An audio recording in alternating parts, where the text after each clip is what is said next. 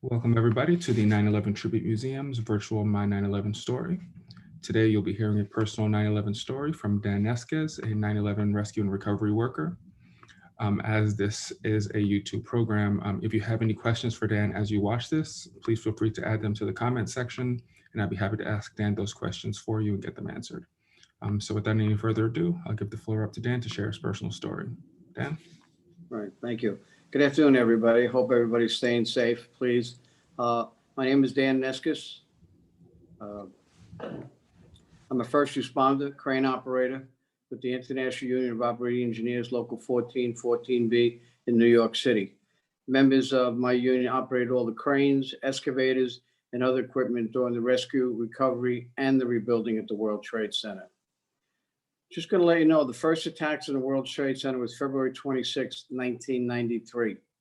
Islamic extremists rented a van over in New Jersey. They loaded with 1,500 pounds of explosives. It was back in 1993 in the North Tower of the World Trade Center. There was public parking down below. So all I had to do was take the van, drive it down in a lower garage. They parked it in the southeast corner of the building. They left, they remote control detonated.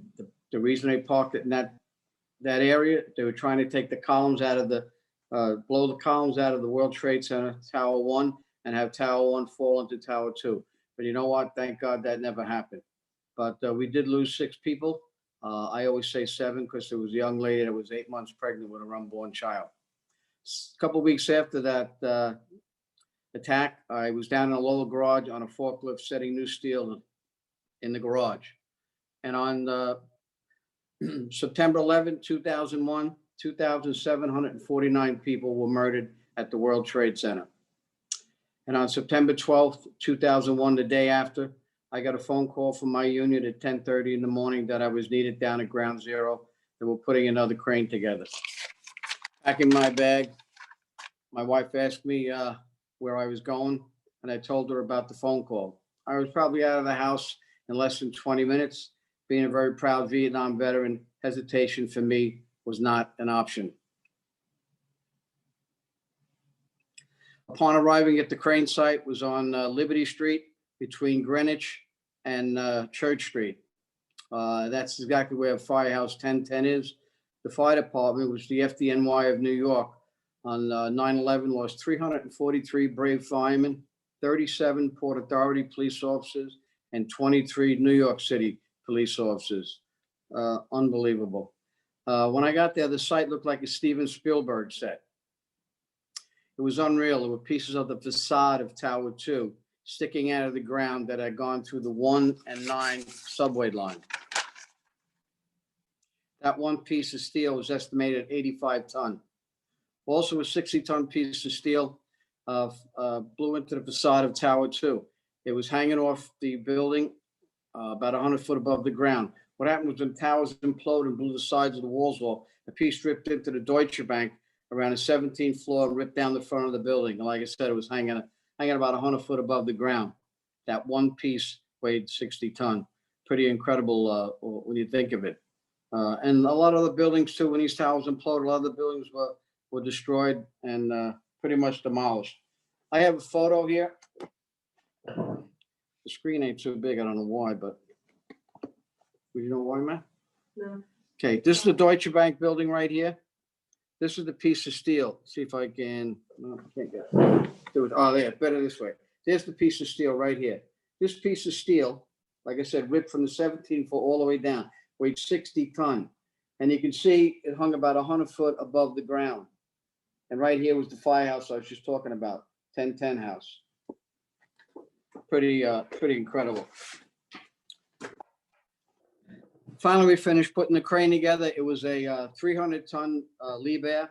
It had 314 foot of boom on it, which is equivalent to a 31-story building. I'm going to show you a photo without it to move over. You can see it. This is the crane. Okay, I sit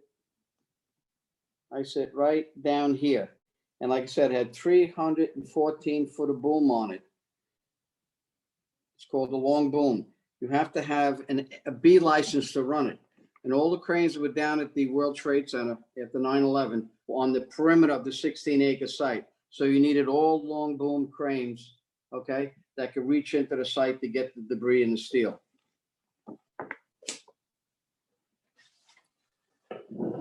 My partner Kenny and I, we worked 2 shifts, 12 hours a day, 7 days a week, removing the twisted steel and debris. But I'll tell you, after about 6 days of being there, we realized that nobody was coming out of there alive. You talk about being depressed, really a tough situation to be in, and to look at all this destruction every day for 12 to 15 hours. Sometimes I worked a 12-hour shift, but a lot of times I was there for 15 hours. And but we had cranes and excavators all over the 16-acre site, removing the twisted steel and debris. We had the excavators with grapple attachments working on the pile. What was the pile? The pile was 2 110-story buildings that collapsed into a 70-foot foundation. Trying to lift the twisted steel and debris was very, very difficult. Plus the conditions we worked under.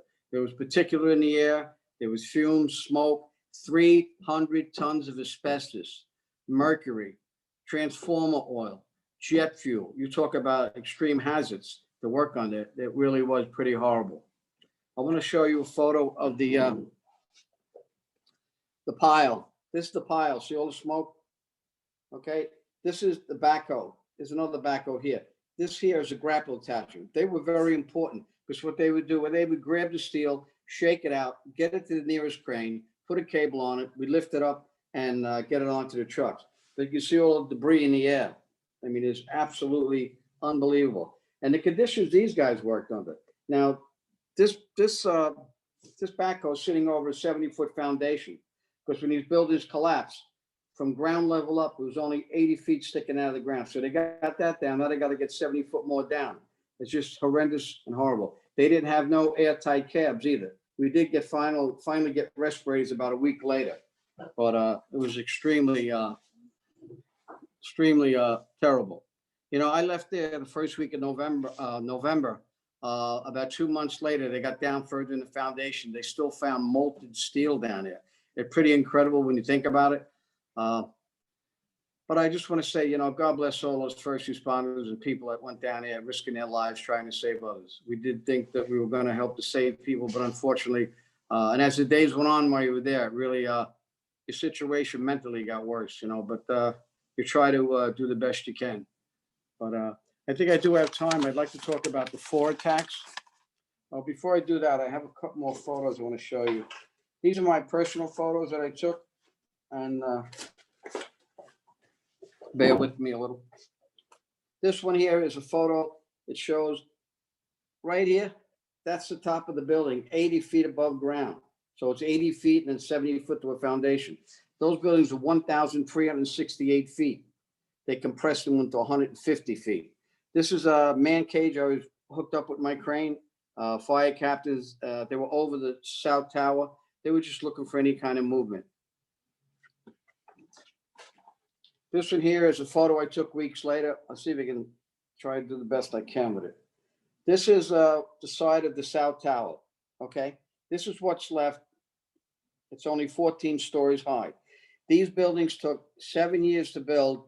They collapsed in 10 to 11 seconds. It took us 3 weeks to take that down. But you can see the crane, how far it boomed out. I told you needed long boom cranes there. You had to have a B licensed engineers, but it was a very tough job. After a few weeks, we got the pile down. I'm looking out one day and I said, oh my God, you see these 3 windows, 1, 2, 3. They look like 3 church windows. 1, 2, 3, clear, nothing in the way. I said to myself, you know what? I think the good Lord's here. Because it took 8.5 months to remediate this entire site. We didn't lose one construction worker then. I mean, guys have died since from illnesses, but I do believe that was a sign that the good Lord was here for us. And I'm forever thankful. This photo here shows the last column. This is the bottom where my finger is. This is the column. This is the last column they took out of the foundation. That column is in the 9/11 Memorial Museum. I want to show you something else. This is ground level. You can see the people up there. 70-foot foundation. The building was sticking out right up to about that lighted window there. Kind of hard to believe, right? But thank God this wall held, because if this wall didn't hold, the Hudson River would have came in. And I don't know how many more people would have died. I'll talk about the 4 attacks. I think I still have enough time. 4 cross-continental planes were hijacked on the eastern seaboard by Islamic terrorists.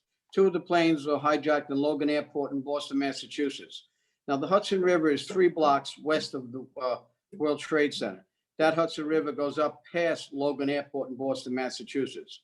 So when they hijacked the first plane, all they had to do was leave the airport, get over the Hudson River, and go south. And they didn't need to know nothing about navigation, because all they had to do was take the Hudson River down until they saw the 2 towers sticking out of the ground. And not only that, the day of 9/11, there were no clouds in the sky. It was a perfectly blue sky. Pilots call that severe clear. Well, the first plane come down, it hit the North Tower at 8:46 a.m. in the morning between the 94th and the 98th floor. Everyone above the impact lost their lives, 1,365 people. There was a company above the impact called Cantor Fitzgerald. They occupied 2 floors above the impact. That company lost 695 people. Incredible. Truly, truly is. And that was American Flight 11. It was a 767, very large aircraft carrying over 10,000 gallons of jet fuel. Pretty unbelievable when you think about it. The second plane that was hijacked, same thing, Logan Airport in Boston, Massachusetts. That was United Flight 175, also carrying 10,000 gallons of jet fuel. It followed the Hudson River down, but this time, this one, after they hijacked the plane, they stayed closer to New Jersey and much lower. They came down the Hudson River, past the Trade Center, went out into the harbor, banked around the Statue of Liberty, and came in the building on an angle at 9:03 in the morning between the 74th and the 84th floor. Took out more floors because it came in on an angle. Unbelievable. Like I said, it was 9:03 in the morning. We lost 595 people lost their lives in the South Tower. The third plane that was hijacked was American Airlines Flight 77, a smaller aircraft nonetheless. That's the one that left Washington, D.C. and had crashed into the Pentagon at 9:37 a.m. in the morning. We lost 184 people, some in the Pentagon and everybody on the plane. They built a beautiful memorial right near the Pentagon, dedicated to those 84 people who lost their lives on 9/11. I've been there. It's pretty comforting and humbling. If you ever have the opportunity, I recommend you go see it. The 4th plane that was hijacked was United Flight 93. And that's the one that left Liberty Airport in Newark, New Jersey. I have to tell you that there was a pilot on another aircraft who changed to United 93 because he was going out to California where he lived. He wanted to be home for his daughter's 3rd birthday. And unfortunately, he never made that. But that's the plane that crashed into the Pentagon. Pentagon's here. It kept dropping the plane, it almost hit the ground. It crashed into the Pentagon at 10:02 in the morning. We lost 44. I'm getting a little confused here. Sorry. Shanksville. What was that? Then that's Shanksville. Yeah. The fourth was airport. There was a pilot on the plane called that was Flight 93. There was a fellow on the plane by the name of Todd Beamer. He got all 44 people together, and they knew the plane was being hijacked because he had called United Air, and they said that the plane was supposed to go to the West Coast and was going down the East Coast. They were worried about it crashing into the White House or the Capitol building. But they wound up commandeering the cockpit. They took it over. They crashed it in an open field in Shanksville, Pennsylvania at 580 miles an hour. People in Shanksville, Pennsylvania were very grateful that they were able to crash that plane into an open field, not a school or a hospital or residential area. They built a beautiful memorial out there as well. Just incredible. That concludes my story. I want to thank you all for coming. Stay safe. God bless. And remember what I said.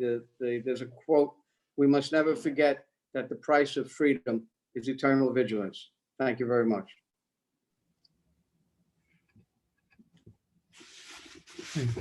Thank you so much, Dan. As always, it's always a pleasure. Right, now, as I noted at the beginning of the program, after you've watched this, if you have any questions for Dan, please feel free to add them to the comment section, and I'll get those questions over to Dan for you. So that is going to conclude our program. Thank you so much for watching. And as Dan said, stay safe, and we will see you next time.